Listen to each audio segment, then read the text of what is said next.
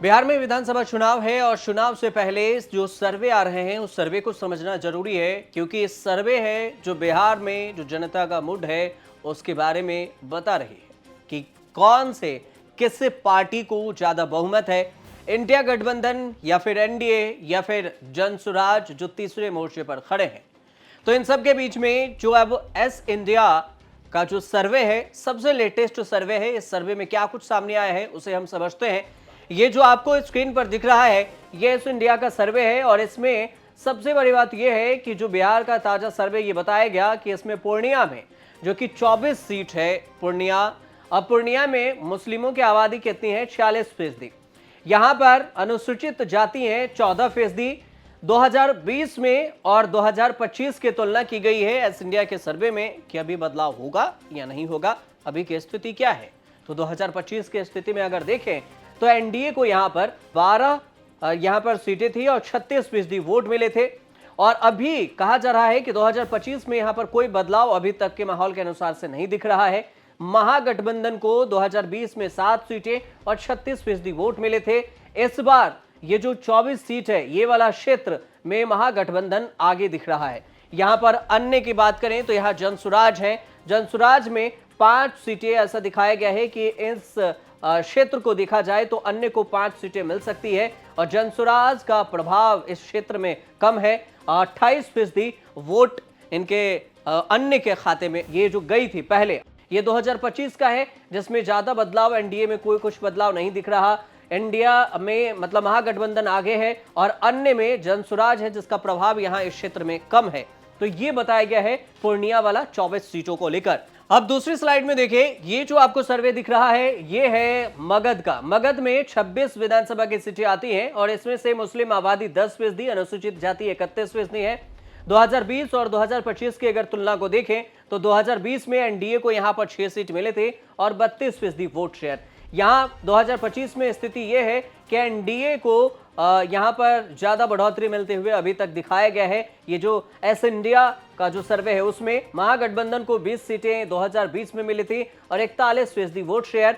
अभी इस क्षेत्र में मगध में यहां देखा जाए तो मगध में महागठबंधन पीछे है, अन्य को यहां पर कोई सीट नहीं थी, 27% वोट परसेंटेज था अन्य के खाते में और यहां पर जनसुराज का प्रभाव कम दिख रहा है। तो ये आपको मगध का क्षेत्र है जिस क्षेत्र को लेकर 26 जो सीट हैं उसको लेकर ये पूरा बताया गया है कि कौन यहां पर बाजी मारता दिख रहा है। तो मगध वाले जो एरिया है 26 में यहां एनडीए को बढ़ोतरी है, महागठबंधन को थोड़ा सा डाउन है, अभी मामला 2025 में पीछे चल रहा है। अब अगर दूसरे क्षेत्र को देखें तो बिहार का जो ये सर्वे है ये है भोजपुर का और ये भोजपुर में 22 सीटें हैं। इसमें अगर देखें तो मुस्लिम आबादी 9% है, अनुसूचित जाति है यहाँ पर 22%। 2020 में स्थिति थी एनडीए यहाँ पर 2 सीट जीती थी और इसके अलावा 28% वोट शेयर। 25 में देखा जाए तो एनडीए यहां पर आगे दिखाया गया है इन 22 सीटों पर भोजपुर के। महागठबंधन को 2020 में 19 सीटें 40% मिला था और 2025 में यहां पर भोजपुर वाला इलाका जो 22 विधानसभा की सीटें वहां पर पीछे दिख रहा है। इसके अलावा देखें तो अन्य को 1 सीटें मिली थी 2020 में और यहां 32% वोट शेयर था, जबकि जनसुराज को यहां पर सबसे मजबूत इलाका जनसुराज का है मगध वाला जो कि 22 सीटों वाला बेल्ट है और यहां पर जनसुराज मजबूत स्थिति में दिख रही है। अब समझते हैं भागलपुर जो विधानसभा क्षेत्र है, भागलपुर में वो कितने सीट आते हैं, 12 सीटें। अब भागलपुर वाले में मुस्लिमों की आबादी है 45.5%। इन 12 सीट पर अनुसूचित जाति है 14%। 2020 में एनडीए की स्थिति 9 सीट 44% वोट था और 2025 में यहां पर एनडीए पीछे है।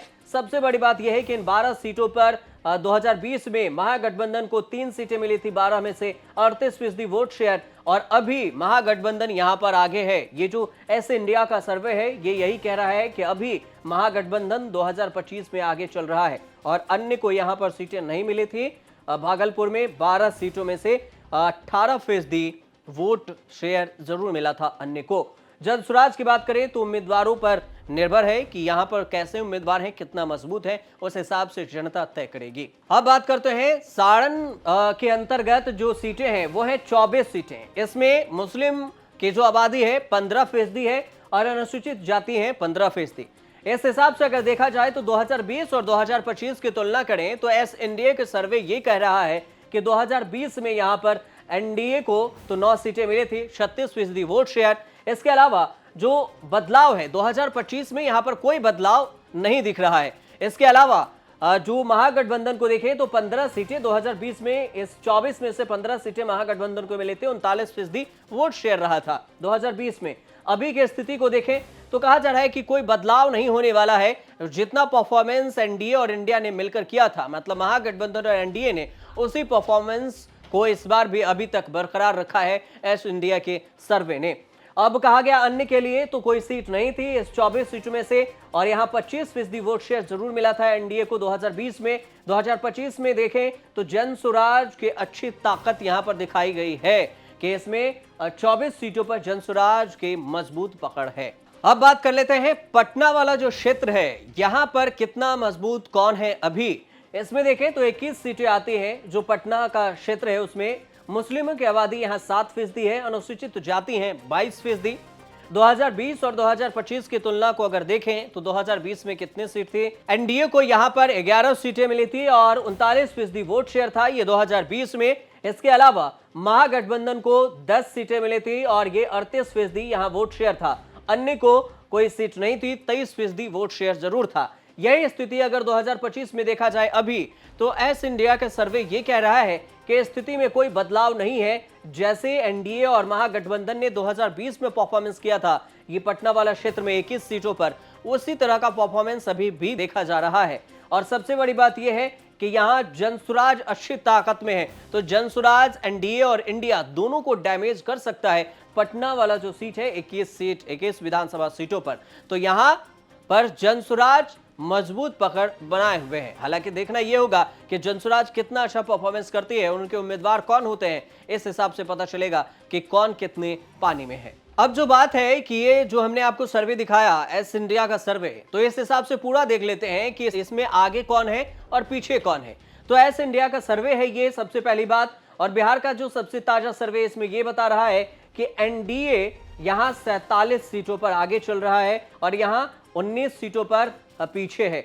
यहां महागठबंधन 19 सीटों पर आगे थी और अभी ये कहा जा रहा है 47 सीटों पर पीछे है। तो स्थिति 2020 जैसी ही स्थिति बन रही है। ये एस इंडिया का सर्वे है और सीधे तौर से ये कहा जा रहा है कि 169 सीटों पर खेल उठापटक जैसा है कि कौन हारेगा, कौन जीतेगा, किसके पार्टी में कौन कितने मजबूत हैं। कुछ तो ऐसी भी स्थिति है जहां पर नेता जब मैदान में उतरेंगे तो पता चलेगा कि उनकी छवि कितनी मजबूत है। उस हिसाब से जनता तय करेगी कि हम किसको वोट दें और फिर एनडीए या महागठबंधन जीतता कौन है या फिर जन स्वराज, पता चलेगा। विधानसभा के चुनाव होंगे नवंबर में, जब चुनाव के तारीखों का ऐलान अक्टूबर में होगा, नवंबर में यहाँ पर वोटिंग होगी और परिणाम आएंगे तो पता चलेगा कौन जीता कौन हारा। फिलहाल आपको ये रिपोर्ट अच्छी लगी हो तो हमारे चैनल से जुड़िए, सब्सक्राइब कीजिए, शेयर कीजिए, कमेंट कीजिए, देखते रहिए न्यूज़ तक।